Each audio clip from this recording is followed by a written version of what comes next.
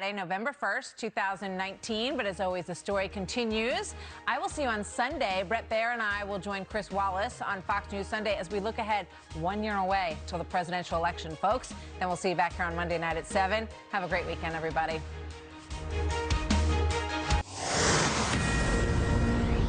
This is a Fox News alert. The president's about to speak to his supporters tonight in Tupelo, Mississippi. We just got word he is in the vehicle on the way to the rally. It's his first public event centered on impeachment, so we're certain he'll have something to say about that. We'll go to Tupelo, of course, as soon as that begins. Good evening and welcome to Tucker Carlson Tonight. It was just this past spring, believe it or not, that Beto O'Rourke summed up the 2020 presidential race this way, quote, like, "This is the fight of our lives as Americans and as humans." End quote. You can probably tell I want to run, he told Vanity Fair at the time. I think I'd be good at it, he said. Well, many in the national media agreed. They thought he'd be good at it, too. Turns out he wasn't. O'Rourke quit the presidential race today after thoroughly humiliating himself and the Democratic Party. We'll bring in his political obituary in just a minute. But first tonight, as we just told you, the president's scheduled to start speaking this hour from Mississippi. And we expect there will be some news made during that event. But no matter what the president says or doesn't say tonight, many in our managerial class will vehemently disapprove. They despise Donald Trump on principle. They loathe everything about him, from his mannerisms to his NATO policy and everything in between. But underneath it all, what they really hate is the fact that he's a nationalist. And even worse, he admits it. They have a word. It sort of became old-fashioned. It's called a nationalist. And I say, really, we're not supposed to use that word. You know what I am? I'm a nationalist, okay? I'm a nationalist. Ooh, he crossed the line there. Nationalist? You can't say that in Washington. It's racist. They'll tell you that from their rigidly segregated neighborhoods. They've got the same demographic mix as they did in 1952. On cable news, meanwhile, the term is basically banned. It's considered a vicious slur. Nationalist. Use that word. We're going to talk about that word tonight. It is a favorite of the alt-right and is loaded with nativist and racial undertones. He's weaponized race and sort of nationalism and dog whistles. You're suggesting there's some kind of dog whistle there. It is. It is. It applies. It does provoke hate activities. What are you trying to say as President of the United States, that you're a nationalist? Americans know what that means. It's not even a dog whistle anymore. It's a bullhorn. Got that? A dog whistle. And in D.C., that's bad. Pretty much everyone there is a cat person, apparently. But what exactly is a nationalist? And why are the people who run our nation so threatened by it? And by the way, if they're not nationalists themselves, what exactly are they? Rich Lowry has thought a lot about all of this. He's editor of National Review, of course. He's also author of the new book, The Case for Nationalism, How It Made Us Powerful, United, and Free. Rich Lowry joins us tonight from Washington. Rich, great to see you tonight. Hey, Tucker. Thanks for having me. So I want to put on the screen a quote from your book, a couple of them. I'm going to start with this one. Nationalism, you write, should not be a dirty word, especially in this country, where it has been an indispensable element in the success of our extraordinary centuries-old and still vital and ongoing national project. So it shouldn't be a dirty word. Why is it?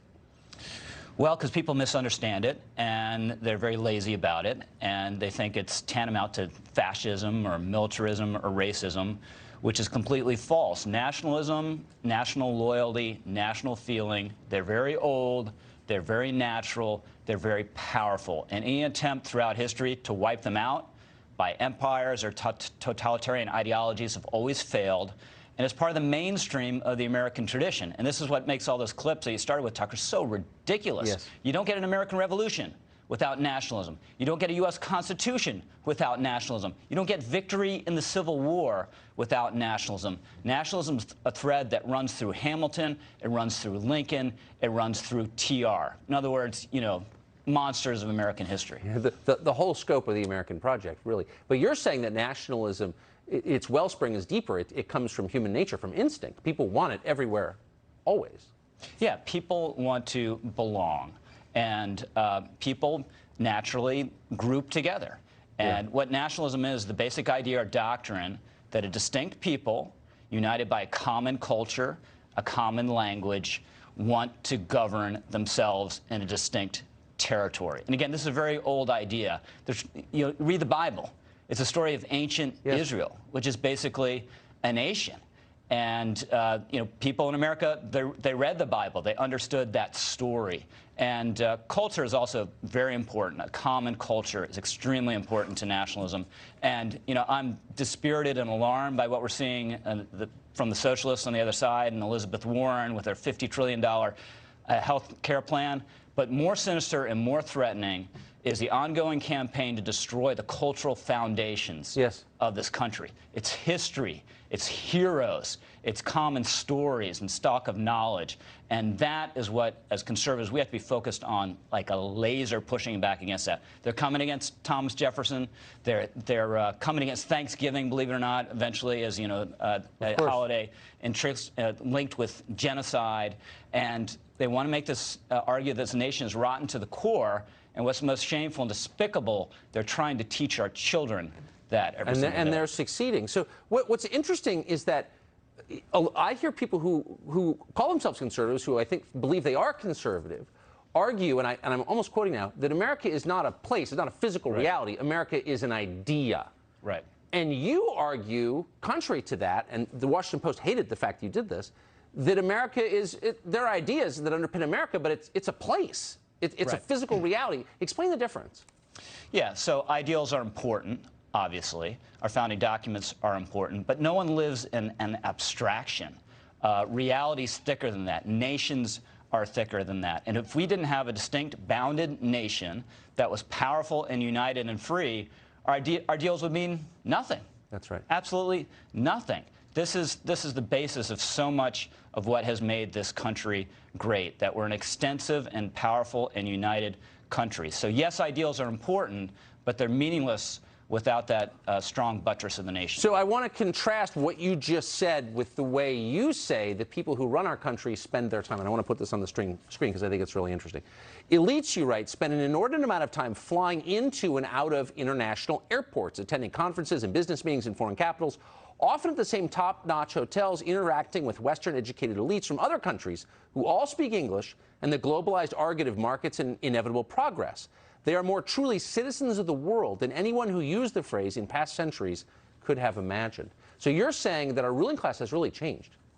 Yeah, so the great late social scientist Samuel Huntington pointed out that the business and technological changes in the 19th century, they were nationalizing and created a national market over local affiliations and loyalties. What's happened in the 20th and 21st century is these changes have created kind of a transnational loyalties over national loyalties. And that's a very bad thing. And there's just no such thing as a citizen of the world. That's right. That is a myth. When anyone around the world gets in a jam, the world doesn't come to save them. Their country comes to save them. There's no universal nation. There's no universal military. There's no universal language. It's like having the village raise your kid. Your kid's an orphan at that point. Yeah. Rich Lowry, thanks so much. Congrats on the book. Thanks so much, Tucker. And I hope it is disseminated far and wide. Thank you very much. Well, for the moment he first graced the cover of Vanity Fair, it was clear that Beto O'Rourke was running for president. I was born for this, he said. He was such an amazing guy that he didn't actually need to campaign. He just needed a camera that would show the rest of us what his life was like. Watch. Cutting out some of this ear hair that you get when you get older. It grows out of your ears, and if you don't get it cut, it can be nasty. We're going to continue our series on the people of the border. I'm here with Diana, my dental hygienist. Diana's going to tell us a little bit about growing up in El Paso. So we saw his ear hair. We met Diana, his dental hygienist, and the press loved it. He was real. He was our RFK, and he was very handsome. When Beto announced, the reaction was, from the press, immediate and enthusiastic. Finally, a candidate the media likes. I saw him for the first time just a month ago when he sat down with Oprah.